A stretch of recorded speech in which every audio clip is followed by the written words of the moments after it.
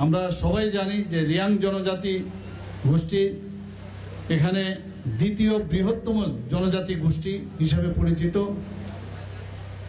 এবং ত্রিপুরী জনজাতি গোষ্ঠীর পরেই এই রাজ্যে তাদের বসবাস।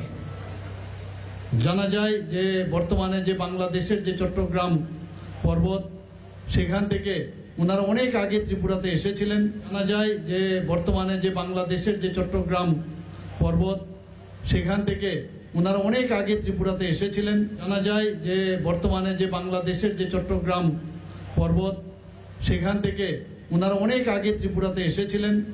আমরা সবাই জানি যে রিয়াং জনজাতি গোষ্ঠী এখানে দ্বিতীয় বৃহত্তম জনজাতি গোষ্ঠী হিসাবে পরিচিত এবং ত্রিপুরী জনজাতি গোষ্ঠীর পরেই এই রাজ্যে তাদের বসবাস। জানা যায় যে বর্তমানে যে বাংলাদেশের যে চট্টগ্রাম পর্বত সেখান থেকে ওনারা অনেক আগে ত্রিপুরাতে এসেছিলেন।